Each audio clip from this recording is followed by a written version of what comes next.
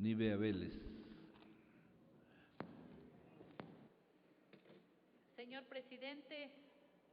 colegas asambleístas, yo entendí que esta era una de las leyes más debatidas con el sector de la transportación. Sin embargo, señor presidente, yo creo que es necesario hacer algunas puntualizaciones. A mí me preocupa mucho que en esta ley, en el artículo 1, que reforma el artículo 5, se habla de un programa nacional de aseguramiento social. Ciertamente que con el afán de aplicar el artículo 2 de la Ley de Seguridad Social, se ha empezado una exigencia de la afiliación a los transportistas sin tomar en cuenta las particularidades que tienen. Lamentablemente tenemos que reconocer que el trabajo que realizan los conductores de alguna manera se vuelve en una forma de trabajo precario e inestable. Por eso es necesario organizar el servicio o organizar las prestaciones de la seguridad social. Yo propongo, tomando en cuenta que todo lo relacionado con el aseguramiento social, de conformidad con la Constitución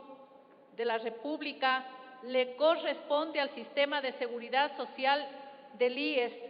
que es el responsable de la contingencia del seguro universal. Propongo, que al final de la reforma diga que en el marco de las disposiciones de la Ley de Seguridad Social y tomando en cuenta las particularidades de la actividad de la transportación,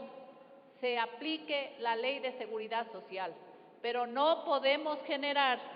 un programa nacional de aseguramiento social porque eso perjudicaría al Seguro Social, pero además generaría un caos en este sentido y naturalmente es inconstitucional. En el artículo 9, que reforma el artículo 18, que establece quiénes integran la Agencia de Regulación y Control de Transporte Terrestre, Tránsito y Seguridad Vial, yo considero que debe incluirse a un representante de los gobiernos autónomos descentralizados regionales y a un representante de los gobiernos autónomos provinciales. Adicionalmente, debe agregarse una disposición transitoria que señale que hasta que se constituyan los gobiernos autónomos regionales, la agencia o el directorio de la Agencia Nacional se integrará sin esta representación.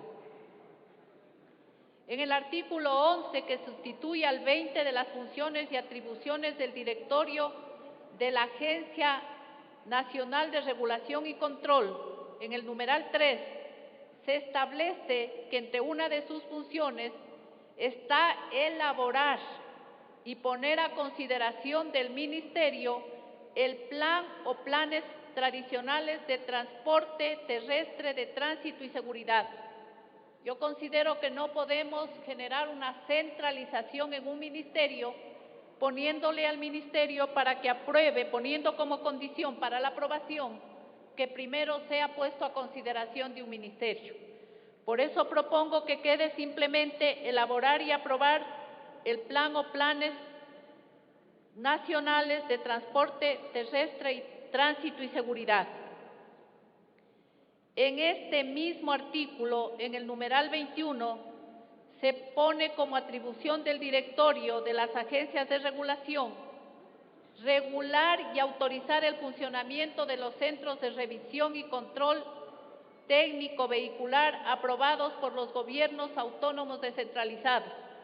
Señor presidente, señores asambleístas, señoras asambleístas, esto viola la autonomía de los gobiernos autónomos descentralizados, pero también los procesos de descentralización. Si bien en el artículo 82, que reforma el 140, en el literal M, se establecen las sanciones para los transportistas que incumplan con la atención a los grupos prioritarios, es necesario que en el artículo 48 se describa con claridad quiénes son los sectores beneficiarios de este tratamiento preferencial. Respecto del tránsito y transporte y su regulación, el 264 de la Constitución, numeral 6, claramente establece las competencias de los gobiernos autónomos descentralizados. No se dice que solamente es para el sector urbano o rural, son competencias de los GAT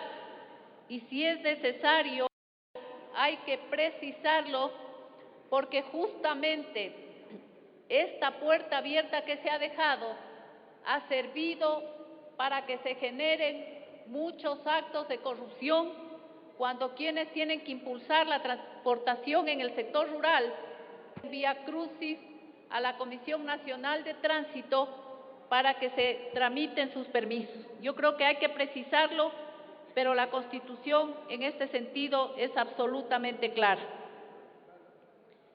Igualmente, señor presidente, en el artículo 119, cuando se establece que para el pago de las indemnizaciones que se derivan de accidentes provocados por vehículos no identificados o que no cuentan con el seguro obligatorio de accidentes de tránsito, SOAT, un porcentaje que será fijado el 1 de enero de cada año por la Superintendencia de Bancos y conforme los estudios técnicos y actuariales de tal institución. Yo quiero señalar que propongo que después de la frase que tal institución elabore, se ponga que serán elaborados por el FONSAT con la información proporcionada por la Superintendencia de Bancos y agregar además un inciso en el literal A que diga: si dentro de los primeros 15 días hábiles la Superintendencia de Bancos no ha fijado el porcentaje a que hace referencia el inciso anterior, regirá el del año anterior hasta tanto la Superintendencia lo establezca. Esto, señor presidente, porque no podemos permitir que la Superintendencia deje sin emitir estos informes y queden realmente sin ninguna protección las personas que son beneficiarios del SOAT.